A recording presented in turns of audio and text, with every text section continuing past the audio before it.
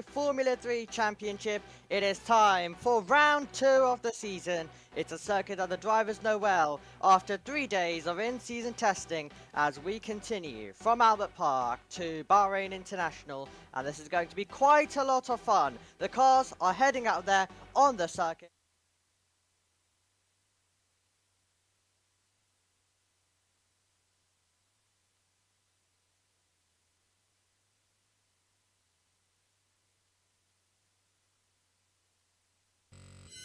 Hello to everyone. Yes, so Formula 3 gearing up for its second round of its 2025 campaign here at the Bahrain International Circuit. Usually be the opening round for this championship, believe it or not, but it is the second round this time because we had Melbourne as the opening round of the championship.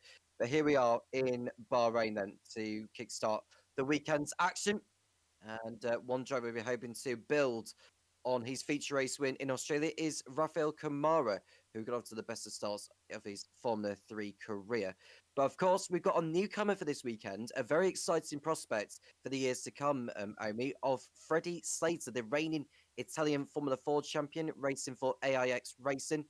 He's one to look out for this weekend, as well as this championship, the championship leader, Rafael Kamara, you can see in picture. Yep, I love how you've gone straight on point as well. You know what we're going to discuss in this session to start off with. Freddie Slater, as you mentioned, joining this championship for this round in the AIX seat, which hasn't been filled. They've just been putting different drivers in. It was Bedouin in the opening round. He's fourth in the championship, which it was a great result from him. Now we've got Freddie Slater, and as we've mentioned, he's a driver who is the reigning Italian F4 champion. He's the driver set to have a dual campaign with GB3 and Freca this year as well, and he's a very talented driver. For people who may not know him, he's basically regarded as the next Antonelli type driver, so you know, the Verstappen caliber style drivers as well, those drivers who we know that are going to get to Formula 1 one day. So it's great to see him making his debut. But one of the things is that he's not got the same hype level as Kimi Antonelli, which can be quite good, arriving especially into your first weekend on in Formula 3. Absolutely. The virtual safety car is being deployed. I wonder if this is just to test everything. That the VSC is working throughout all sessions. It is part of the Formula Support Bill this weekend. It's not just F3, there's also F2, F1, and a Porsche event which is being held here. Here is Freddie Slater then. You can see on board in the AIX racing car. I really can't wait to see how he gets on this weekend, Omi. From what I've seen from him in the past, in Italian Formula 4, Euro 4, the Formula 4 UAE Championship, or whatever it's called, and of course the Formula Regional Middle East Championship, which he competed in earlier this year. He's also challenging in the GB3 Championship, as well as contesting this round of Formula 3 this weekend. I cannot wait to see how he gets on, and of course he's racing in the Formula Regional Middle East, Formula Regional European Championship by Alpine, if I can get my words out. So it's safe to say he's got a busy 2025 ahead of him. Yeah, quite busy. He was just doing the testing when it came to Freca a couple of days ago. On this week, where he's set to make his Formula 3 debut. We've also got GB3 testing that's taking place on Tuesday. There'll be coverage of that as well coming your way. So I wonder if he'll end up going there as well, which that is quite a lot of car adapting for him. But he's definitely got a very, very busy schedule. And he's going to be one to watch, especially next year, maybe arriving on the scene. Well, for sure, I think arriving on the scene permanently. So really looking forward to seeing how he gets on there. But that's one of the drivers in the field. We've got 29 in total. We're taking a look at Ivan Dominguez, if you are synced up with us, for Van Amersfoort. But as you mentioned, the star of the weekend last time was Rafa Kamara. It was a superb performance from him to be top of practice, then to go on and top qualifying, take the 2 points for pole, and then to win the feature race in a dominant fashion. He retired with contact in the sprint, but basically everything he had an opportunity to be fastest in and to be at the top, he was. Absolutely. And he excelled in the wet weather conditions on a street circuit, did Rafael Kamara. It was cut short because of multiple incidents, which then saw heavy rain fall onto the circuit to the point where it was just simply not possible to continue racing. But Kamara did come away with the points in the end. It is only round one, but he does lead the championship by 9 points over Teofil Niall, who had a promising start to life in Formula 3 for Van Amersfoort Racing. A great job from Teofil Nile there. And of course, for Noah Stromstead, he got a second place finish in the feature in Albert Park, which is very, very nice indeed. A lot of drivers, though, I think have underperformed in Australia, and I can't wait to see how maybe they respond here, because it is an old school circuit, is Sakir. It has been around since 2004 when it first opened. Its first Formula 1 race was held on the 4th of the 4th, 2004. It's not every day you hear that. But yeah, it is a brilliant racetrack. It's a great circuit, I think, especially under the lights here. Formula 3 won't be racing under the lights. They'll be racing pretty much at the beginning of the day on Saturday and on Sunday. Noah Stromstead getting out of his Trident whilst his crew go to work to see if they can make any improvements to the machine. They don't want to use too much life on the tyres. They want to get good running in at the perfect time. We've got an interview. Yeah, for sure. I think we should have a good chance of fighting for the championship this year. We showed in Melbourne already. I think we started out with a 1-2 in the first qualifying of the year. And here we gotta try and do the same and get some good points. Noah Great to hear Stromstead from him. Tom, continue on. Yeah, so that was Noah Stromstead speaking, which he's sort of speaking about his performances in Melbourne and how he thinks he'll get on this weekend. Noah Stromstead, who did compete last year in Formula 3, just looking at Tim Trunitz there, just riding on the buggy, saying hello to the crowd there. Looking rather content, it has to be said. Noah Stromstead, I'm looking to see how he gets on throughout the year. To my memory, I don't think he actually competed in Formula 3. I might be thinking of another driver. Oh, no, he did compete in Formula 3. It was the last round at Monza that he came in. There is Christian Ho, the reigning Eurocup 3 champion for Dams. He was the driver that caused the last intervention at Albert Park before the race was stopped altogether and it never restarted. He's hoping for better luck here. Javier Segura, the man he fought for the title with last year in that respective championship on the pit wall with the AIX Racing crew. What will he be thinking at this moment in time as the clock continues to tick down? 45 minutes it is of practice. Then we've got half an hour of qualifying later today to determine the grids of both the sprint and the feature. Now the top 12 qualifiers get reversed for Saturday's sprint race and then Sunday's feature race, which is a slightly longer distance event, is determined by where the drivers end up on the grid. There is Ivan Dominguez for Van Amersfoort Racing going into this round.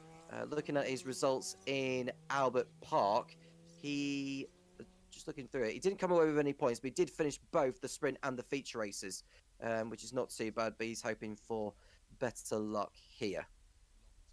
He absolutely is. Great to see him out on the circuit. But yes, due to the in-season test only a couple of weeks ago, there is limited running out there for the drivers, as you mentioned, trying to save the tyres as well. They will come in handy later on in the weekend. So there will be not as much running around this circuit that you would see at other venues like Albert Park. And we do have a circuit that the drivers, as we mentioned, have tested out. A circuit that's a lot more easier compared to Albert Park, meaning that we are going to see the teams and drivers settle in compared to all of the chaos that was just 45 minutes of practice and straight into a qualifying that set the grid for both races that weekend. So it's a little bit more calm to start this one, and I think it will be definitely a lot more calmer weekend in terms of drivers just having constant incidents and moments.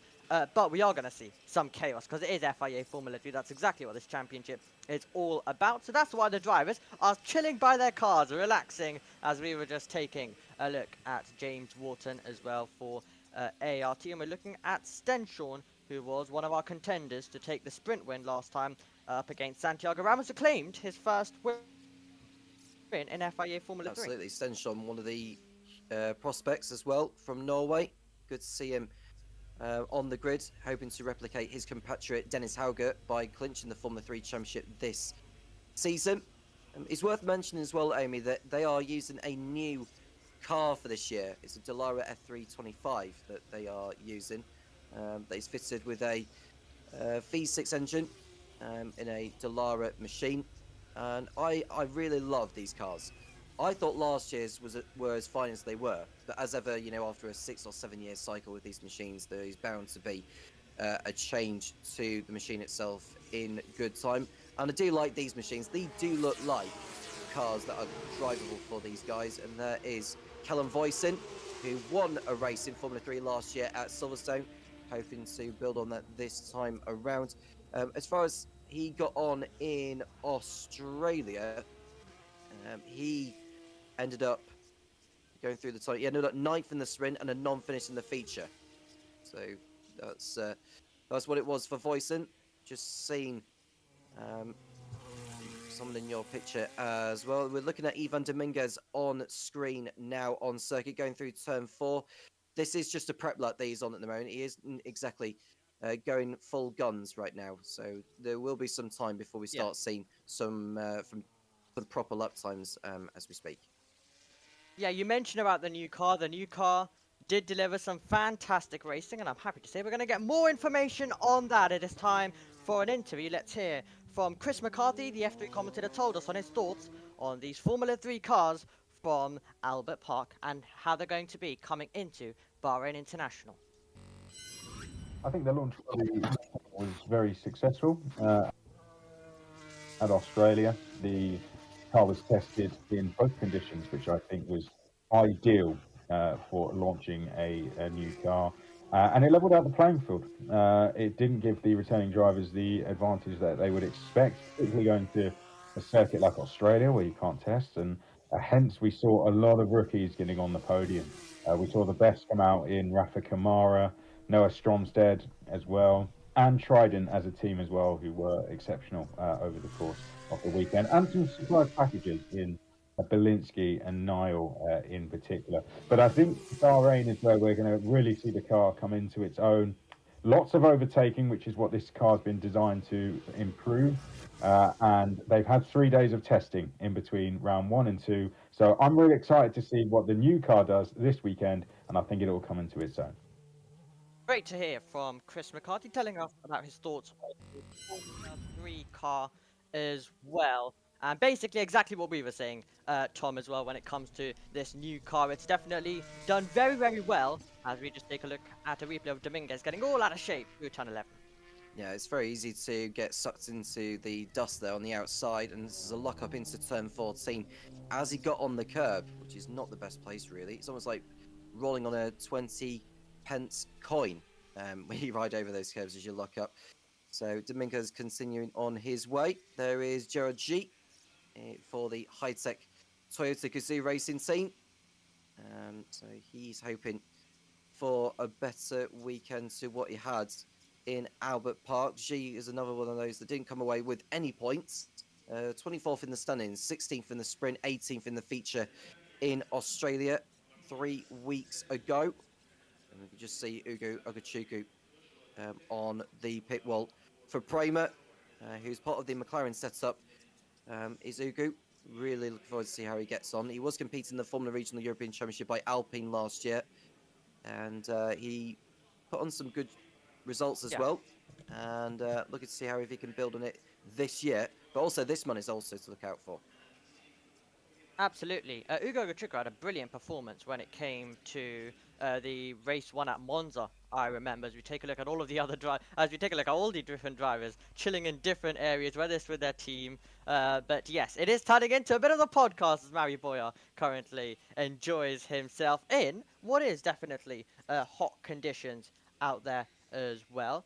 Track temperature is 23 degrees. You've got air temperature that is 34.5. So yes, definitely some hot conditions. So the drivers just keeping themselves cool out there. Dominguez doesn't want anything to do with it. He just wants to get on and get some running in and drive his Dallara built FIA Formula 3 car. The driver that's currently in our picture is Nikola Solov as well, and he will be one of the drivers who will be looking to try and fight as Noah Leon, moving from Van Amersfoort to Prema, Tom. And when you do move to a team like Prema, your expectation always is going to be the title by the end of the season. You'd have thought so, and Leon knows that all too well. I don't know what he's watching on there, although he is keeping that rather private, and I don't blame him for that. And don't worry, it's not something that he shouldn't be watching. He is in a paddock after all. So, but yeah, Dominguez on circuit then, looking to just continue getting some prep laps in. And the reason why they're just chilling as they are doing is because they know that these are not going to be the conditions for later on when it comes to qualifying. They will be for the races for tomorrow and Sunday, but in regards to getting single lap pace, this is not the time to really go full guns.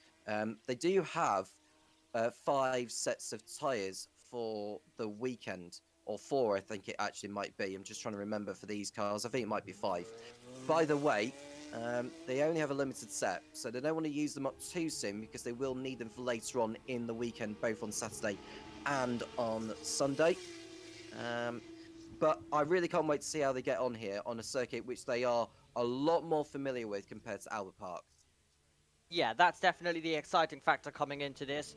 From the previous years, we've seen the racing be very good. If anyone doesn't want to watch an F3 race before we head into tomorrow, definitely last year's sprint race where Arvid Lindblad arrived on the scene and took an extraordinary victory as well at 16 years of age. That was definitely a great battle all the way for the win, right to the end until he pulled away. That's also our biggest winning margin around this circuit, which is basically, I think, 5 seconds. I think 5, as Dominguez just runs a little bit wide out of turn number 14. But somehow 5 seconds is our biggest margin for Formula 3 between first and second place. And I think that tells you how competitive the races have been every time that we've gone here since 2022. Absolutely. So I think they intended to race here in 2020 before COVID had intervened with everything. And so Dominguez will know too well about what he needs to be doing. He'll be hoping that he can have an improvement from what he had in Australia as he makes his way back into the pit lane. No one on circuit for the time being. We're looking at a replay. I'd imagine he's running wide at turn 15. Yeah, you don't want to be doing that at any point during the race weekend. And it goes back to what I was saying. When you get out on the DAR, so you get out onto the curbs like that, it just really sucks you down into the runoff road. And you could just see that the tyres are almost going through its degradation phase there. That tells you how abrasive the track surface is, especially in the hottest conditions. 34 degrees air temperature as well, 23 degrees track temperature. And I really, really look forward to see how they get on as the weekend progresses. Christian Ho looking on for Dams, who are competing in their first season of the modern era of FIA Formula 3. They did race in the GP3 series all the way back in 2017 before they pulled out. But now they're back onto the new moniker. There's Taz Inthapavasek, who had a really promising weekend in Australia by his standards, only. And we're hoping he can continue that here. And we are looking at the Rodin Motorsports squad. There is the number 24, Louis Sharp, a driver who I also rate amongst the rest. Yeah, Nathan Richards, who will be joining us later, that's his pick for the championship. So an incredibly talented driver, a driver who a week before Melbourne was out there in the Race of Champions, showing his talent and class up against some of the best, as well as was Victor Martins, who is competing in FIA Formula 2. We'll talk more about him in the next session as well. Thank God Joshua Birch isn't thank God Joshua Birch isn't on this session, or he'd be complaining quite a bit, considering he wouldn't like a silent circuit like this. But yes, 30 amazing, talented young stars, all of them right now just try and get themselves prepared for later on. They know how important qualifying is. It always is in this championship, as you need to be in the top 12. If you're not in the top 12, that is a difficult question mark ahead for the rest of the weekend, whether it be sprint, whether it be feature races. You start for both races in the same position. So being inside the top 12 can really make or break your weekend. It absolutely can. The wind speed doesn't seem to be too high at the moment. There is somewhat of a breeze, but not really enough to put the drivers out. It feels like it's a side wind towards turn 1, which could make things a little bit more tricky, but I wouldn't think it would make too much of a difference. But yes, it is a phenomenally talented field. I would say it's a more talented field compared to maybe what we had when F3 first started in 2019. And now we're in 2025 with a new car, with new drivers who have come up through the ranks from other junior formulas, including Taz Inthapavasek, who have seen race a lot. I really can't wait to see how this weekend plays out, as it will do. Still no running at the moment. The drivers are waiting for the best conditions possible before they head out. Absolutely. Trident were looking quite rapid. Of course, it was a disaster on Sprint Saturday, however. It was an absolute disaster. on Sprint Saturday for them, where we had all of their F2 drivers, Megatuna Vestas, retire, and all of their F3 drivers retire as well. But luckily, it was still good for them on Grand Prix Sunday with the feature race, and Stromstad also put in a great performance as well in that race. Tyre management is also going to be key this weekend, a very challenging circuit when it comes to the tyres. We saw last year especially the tyres really fall away. We've got 16-inch tyres this year as we take a look at Teofil Nile in the Van Amersfoort, and he's a driver who was also in contention a lot in the Formula Regional European Championship by Alpine. A bit of news about that championship as well. They'll be parting ways with Alpine and ACI Sport as well. So there will be a new engine supplier for that championship, and that will definitely affect things and have a shake-up there as well. And you can catch full coverage of that championship as well on JBMotorsports 2, where we've also got the World Superbikes going on right now for practice. So do go show Joshua Birch a little bit of support as well. Time for an interview, and let's hear from Teofil now. Surprise, but we are working for that, so it's always great. Now we are still 9 races to go, so the work has to be the same during the season. But yeah, it was a really good weekend, really strong with some good points for the championship. It definitely was. And in a championship like this, where we have 10 rounds in total, you need to be grabbing points at every single opportunity that is possible, because there will be moments where you are going to have contact, where you are going to go off the road. Like Kamara, he was just caught up. It was contact between the two ARTs that he had last time out in Australia. There will be races that you are caught up. You can be the class of the field as he was, topping practice, topping qualifying, topping the feature race as well. But in the sprint, when you are reversed down to 12th, you do have to overtake, and you are at risk of making contact. So grabbing every single point this season and having a good buffer is also quite important. I couldn't agree more, and it was demonstrated last year with Leo Fornaroli taking the title without picking up a race win all year.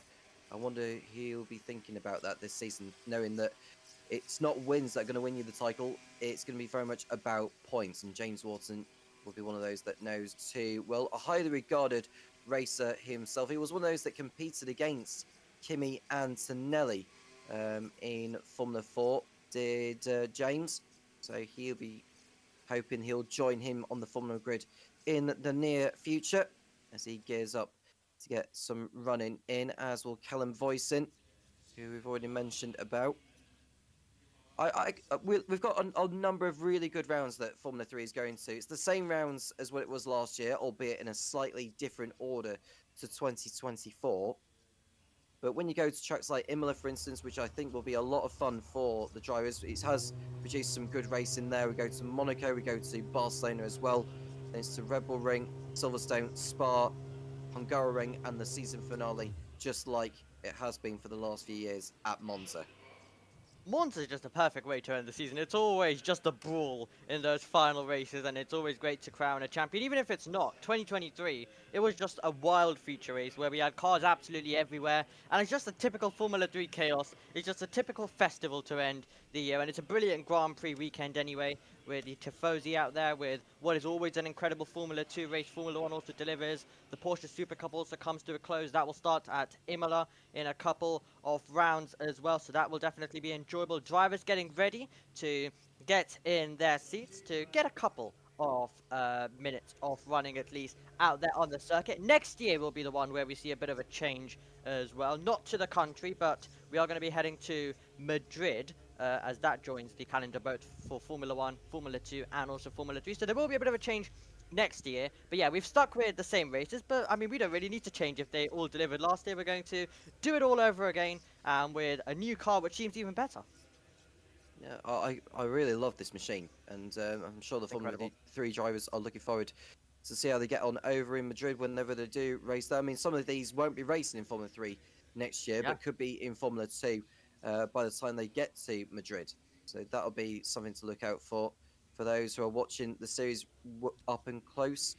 And yeah, it's a brilliant championship. I love Formula 3. I love the revamp from what it was in the GB3 series. There was the Formula 3 European Championship as well, and I think it's mostly sort of merged together in a really nice way, where everything's just come together, and we're seeing a lot of talented drivers just going toe to toe with each other. on the Formula One support bill, which is lovely to see. Yeah, it's great to just have one clear series, one clear route for those drivers. Of course, they all arrive from different series, however. They do, of course, arrive from different series into this championship. But yeah, we've got a clear Formula 3, Formula 2, and it means fans on Grand Prix weekends will get to see the stars of the future. It's impossible. It's impossible to miss it. You'll hear the national anthem. You'll see cars out there on the circuit. You'll see them on the podium. It's impossible when you're on a Grand Prix weekend to miss these drivers, even if you aren't trying to pay attention to these championships and you're only there for Formula One. You're in the eyes of the paddock, and that's the same thing for the F1 teams as they try search for their next big stars. You see them out in support for the drivers when you, of course, see their academy driver. When we've got 3 McLaren Juniors in the field, you've got Martini Stenson, who's also one of the drivers who was who also closely competed with Antonelli before, and then you've got Branda Badua and also Ugo Igachukwu, who's our winner from Macau from last year. And winning that big event can change careers. It really did for Luke Browning as well. It set his career up, and he found himself as a title contender last year, finishing in P3, and now he's in Formula 2 and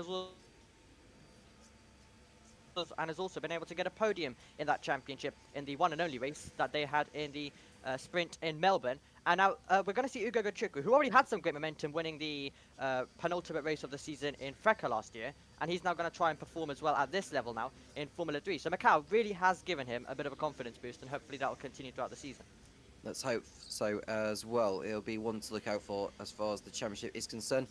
Charlie Wirtz, I think he had a weekend to forget in Melbourne. I was quite disappointed because I thought he would have done better than he did in a Trident car, which he's becoming more and more familiar with. He has been racing in this championship last year, did Charlie, the son of 3-time Formula 1 podium finisher Alexander Wirtz. And yeah, he's raring to go for this session. I'm just looking to see how he will get on. He was 22nd last year, was Charlie. He only picked up points on one occasion. That also came in Albert Park. Last year he raced, just trying to get the driver lineup from last year as we speak. Charlie Wirtz, where did he competed for JBMotorsports last year, who are not competing anymore in this championship. They're focusing their endeavours on the Formula 4 championships. Charlie nowadays is a Trident driver as we look at another man who's also a son of a former Formula 1 driver. Yep, absolutely. Luca Badua as well. And as we mentioned, we are going to now, we are going to see cars head out on the circuit. We've got Dominguez back out there heading on to the venue. So here we go then, with Formula 3 practice, and to some degree the podcast can come to a close into turn number 1. And it's going to be really, really interesting to see how Dominguez gets on this weekend. And we'll see if anyone else wants to join him out there on the circuit, or will he be the only driver to set a time on the board. We did see other drivers getting in as we now cut over to Freddie Slater, who is with AIX, who definitely do have the potential if they can find the correct drivers. Brethren showed that with, well, a great performance last time out, and he finds himself sitting 4th in the championship.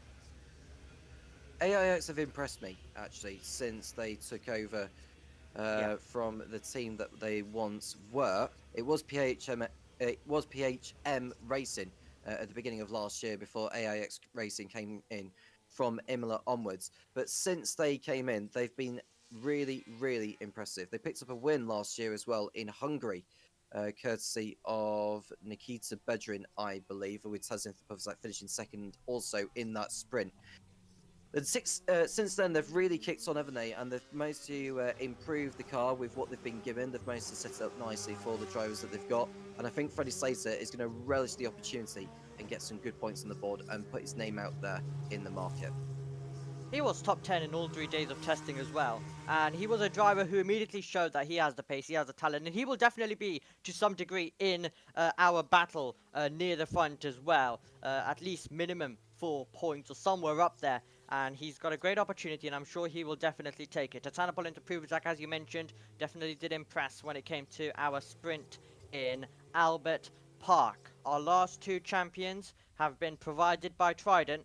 Gabriel Bortoletto, now Formula 1 driver. In 2023, he was the champion with Trident, and now Leonardo Fornaroli. And both of them decided to take the same route as well. Go from Trident to Invicta, which is what Fornaroli's done this year. So I wonder if a Trident driver who wins the championship this year, if that is the case, will also follow suit and go to Invicta.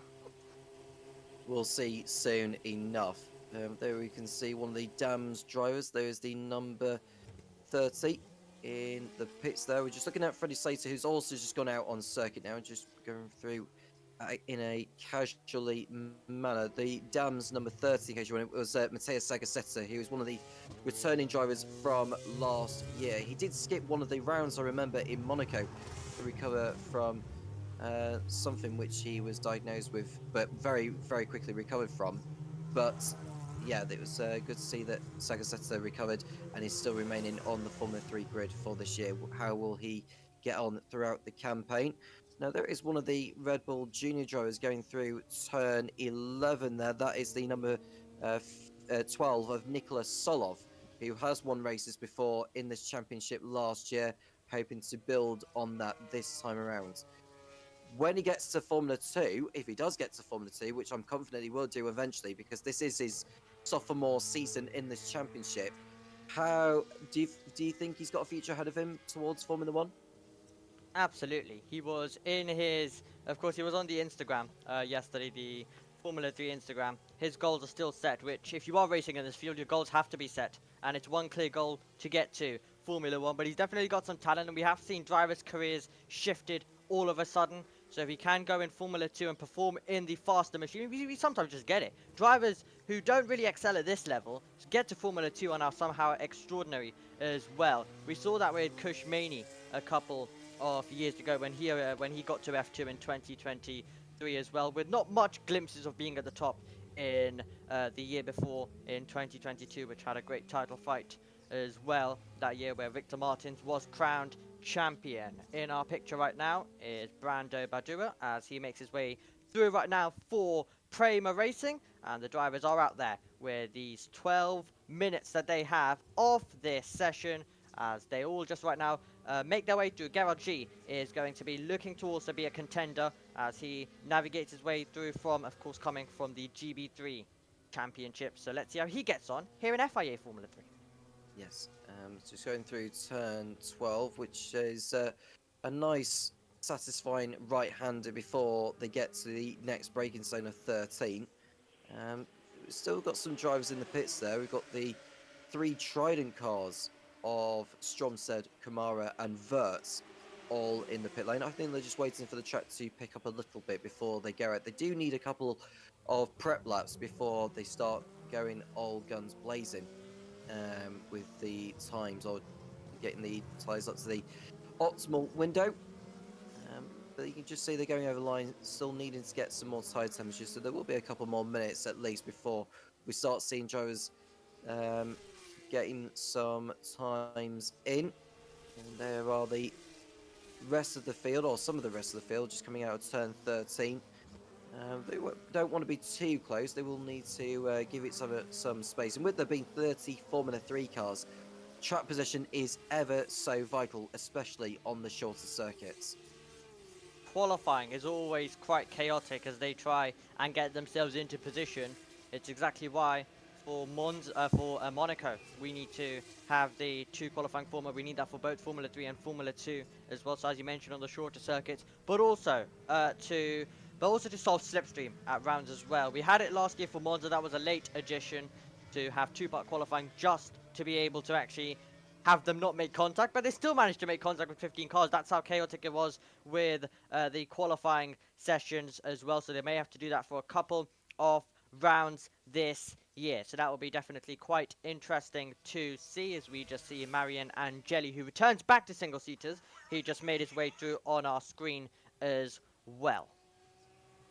10 minutes to go then in this practice session. There is Nicholas Solov just getting some more tyre temperature generated to his Pirellis.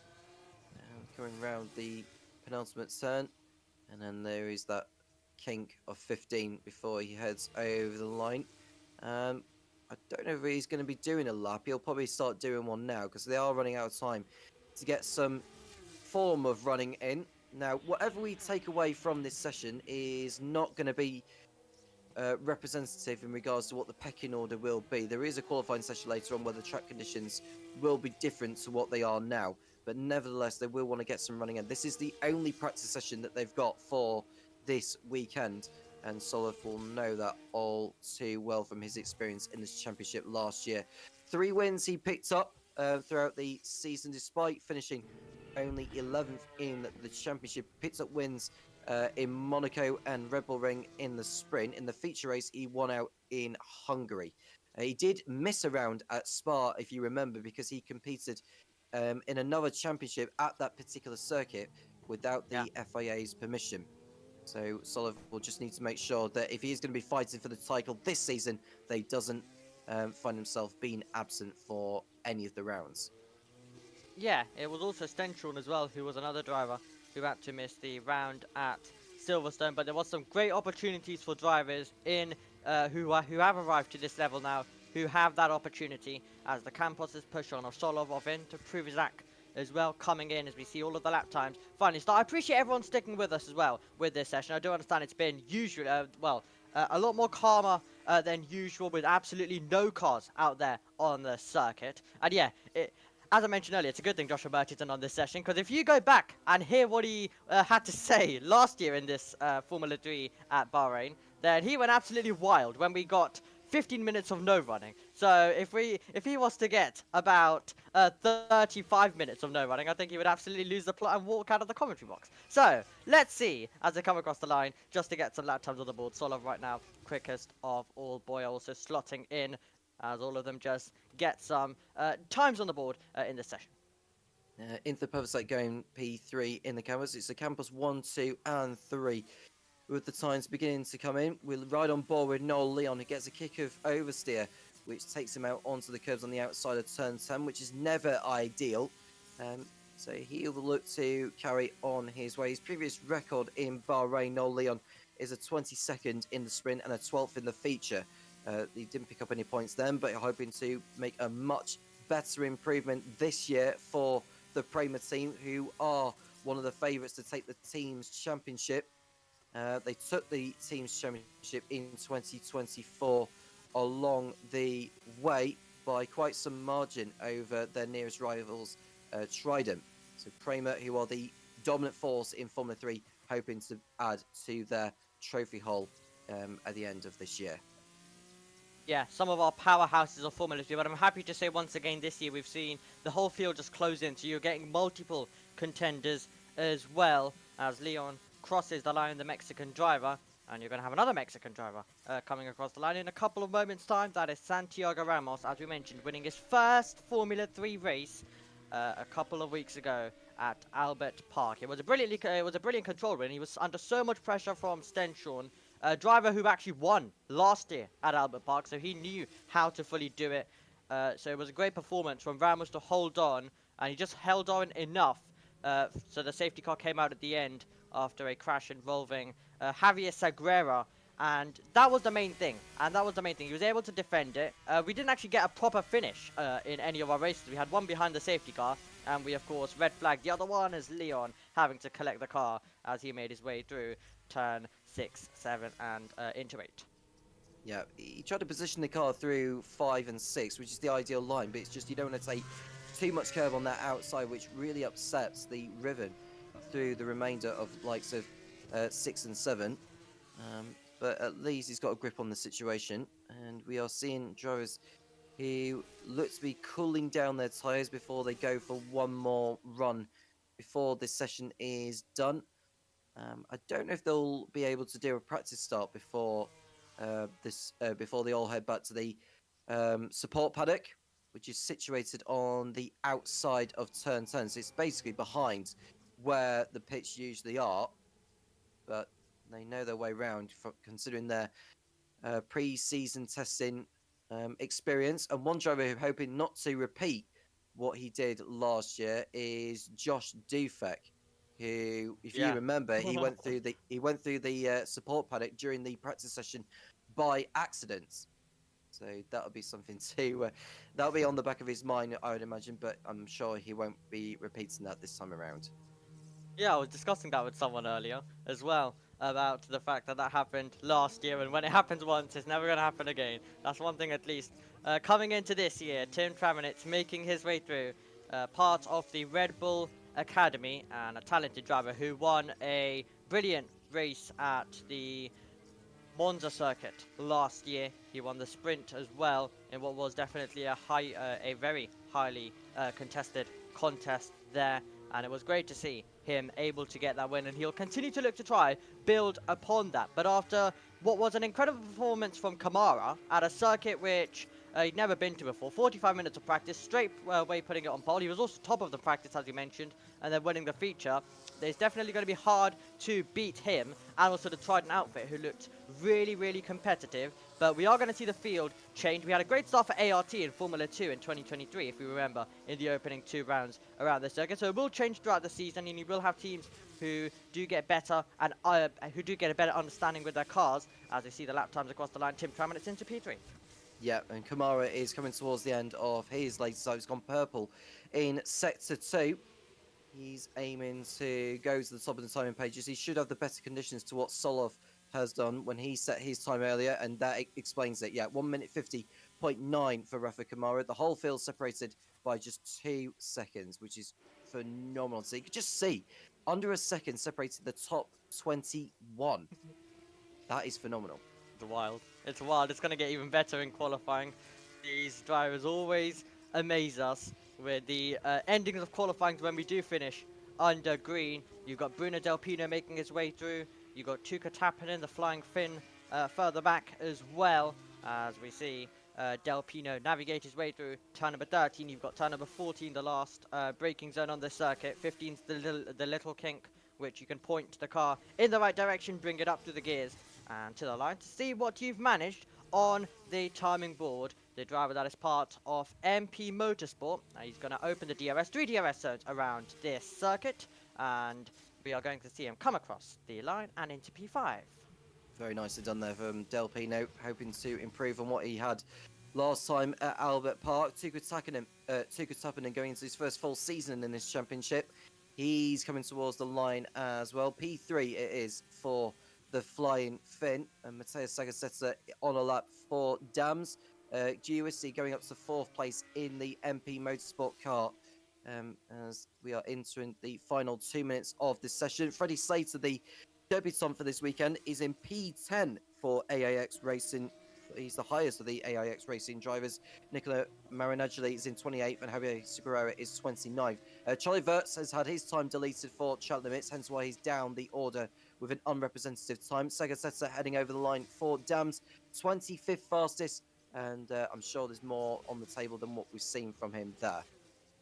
Yeah, definitely more to come from Zagazeta, the driver who qualified on, well, the driver who was put in reverse grid pole position, and he lost the lead immediately at the start. But it was great to see Dams up there. It was great to see Dams up there as we see Tuka Tampeden on the exit of turn 4 going through the gravel just a little bit wide as well, as he placed the car on the outside to give himself the widest berth possible through the corner, but just a little bit too wide on the exit, and it was a trip through the gravel trap. But yeah, great to see Zagazeta and Dams immediately up there as well when it's a new team. Of course, they know this level, but they haven't been in it for a couple of years when it's been known as Formula 3 especially, and with a new car, they've definitely adapted well and been able to settle in well, and that is the main and important thing coming into this year for them. See what's happening getting into the gravel there. You won't want to be doing that. There is track limits all around the circuit. We have seen times deleted already. Tim Chunitz in the Red Bull liveried MP Motorsport car, going for his last run in this session. Anyone on a fast lap at this moment in time can complete it once the checker flag is raised. Chunitz up in sector 1. It's a green, not a purple through that sector, but it's still a promising lap by any means. There is another Red Bull livery car ahead of him, who I don't know for certain whether he is on a flying lap as well. Hopefully he'll get out of the way if it's not. Rafa Kamara has started his final lap in the Trident. He has the fastest time of all, the man who qualified on pole position and converted into the feature race win in Australia, going for another pole here in the Trident car. Checkered flag is flying at the end of Formula 3 practice, and while we have to wait for it, we have got running in at the end of this session. So you've got Solov that is ahead on the circuit of Tim Traminitz as well. And Traminitz about 5/10 away. Charlie Wurz pushing on the driver that's currently 30th on the timing board. Of course, this year we get all 30 drivers in one frame as well on the leaderboard, which is great to see, rather than the 22 that we've been getting over the last few years as well. As the drivers just come across the line, and that will be the end of practice as well as they cross the line. Let's see with Tim Traminitz as he makes his way through in the MP Motorsport, and he will not be finding an improvement of time there. And we cut now over to Charlie Wurz, who's got turn number 12 ahead of him. Yep, so this is a chance for him to get a decent time on the board, and a valid one of that. 4/10 down by Sector 2 for Charlie, and he looks to end this session on a high note. It has been a low-key session overall for the spectators who have been watching. They're just waiting for Formula 3 cars to get out there in the best conditions possible, with air and track temperature evolving during the course of the last 45 minutes. Vert's heading over the line for Trident. Where is this going to leave him? P6, which is not a bad lap from the Austrian. Mario Boyer coming around the last corner as well. He's not on an improvement, I don't think, no. He's 3/10 down on what he did before and remains in P12. Perfect. There we go then. Kamara is going to top another practice session. Let's see whether he can go and take back-to-back pole positions and the 2 points that go with it, and then we'll see what happens in the weekend that is ahead. But this car is really going to come into its own, as we mentioned. It's going to be a circuit where we're going to see plenty of action, plenty of overtaking. It's just going to be a wild Formula 3 race, as that was Kamara having to collect the car once again on the exit of turn number 4, just losing the rear end there as he continues on. And as you mentioned earlier, Tom, he wouldn't want to do that too much. No, it seems like the rear tyres are falling away there. There we see Alessandro Giuristi running wide, entering turn 13. It looks like he was trying to get out of the way of a Van Amersfoort racing car that was ahead of him. But he's got back on track anyhow. This is Tazim Povacek, who's already losing it on entry to turn 14 and going out onto the curb. So the Thai driver having to fight with the car, but no harm done from there. The driver's making their way back to the support paddock, which is on the entry of turn 10. Josh Dufek will know too well how to navigate his way into the support paddock, but this time it's for the right reasons. There we see Trident. Giacomo Ricci, I think, is on that pit wall as well, one of the senior members of the team, hoping that they can build on a successful weekend at Albert Park. They do go well in Formula 3 normally, do Trident, and they are aiming to pick up where they left up with the Drivers' Championship, which Leo Forneroni had picked up. And not to forget, they also won the Teams Championship in 2021. They're the only team other than Prema to have picked up the Teams Championship since this championship took over from what was the GP3 series in 2019. Yeah, absolutely. And as we mentioned earlier on in the broadcast, they also took Gabriel Bortoletta, now F1 driver, to the champion a year prior in 2023 as well. They are an outfit that know how it is like to win, and so are Prema Racing. But is it time with this new generation of car to enter some more contenders? It's going to be an interesting weekend, and we're going to finally understand the pecking order. We didn't really get to do that in Australia, and we weren't going to understand it in Australia with how chaotic that weekend is anyway. We're finally going to be able, with testing done, with also a lot of data gathered at the end by some of the teams as well. They've got that. They know where they are at. It's going to be finally time to find out how this Formula 3 grid shapes out, who's looking hot for the title, who possibly needs to do a lot of work, and I cannot wait to see how that is all going to play out. As we take a look at the Bahrain flag, and we will have Formula 2 practice that will be coming our way very, very shortly as well, so cannot wait for that to get underway, and hopefully we do see cars out there on the circuit a little bit more, so we don't end up doing another podcast through this session. But yes, Kamara at the top once again. We're going to confirm the full results for you right now, and it was Rafael Kamara who ended up as the fastest driver once again in Formula 3 2025. Nicolas Olof in second, and then Chuka Tapanin was in third for ART. Santiago Ramos is ahead of Williams Jr., Alessandro Giusti, and then Charlie Wurz, Roman Belinsky, Tim Traminitz, Bruno Del Pino, and Ugo Agachukwu for Prema in 11th. Ho ahead of Boyer in 12th, and then we have Joshua Dufek, Martini Estenshorn, Freddie Slater on debut, James Walton, Louis Sharp, Desana Polenta Pruvazak, Lawrence Van Hoopen, and Noel Leon who completes the second page. And we're going to go to final page, which has Callum Woisin, Noah Stromstead, Brandon Badura, Ivan Dominguez, Mattia Zagazzetta, Nicola Lacorte, Terfield Nile, Gerard G, and then Nicola Marian Angeli, and Javier Segura is the final classified driver in our field in 30th position. Tom, final thoughts? It's been a reasonable session for the drivers, not representative by any stretch of the imagination, but I'm really looking forward to see how they get on in qualifying later in cooler conditions for these cars. I can't wait for Formula 3 qualifying to come around. We set the grid for both races this weekend. It is time to go qualifying later on. But for now, F2 practice will be coming up. Thank you very much for joining us. And I cannot wait to see who will be grabbing the 2 points for pole later on. Goodbye.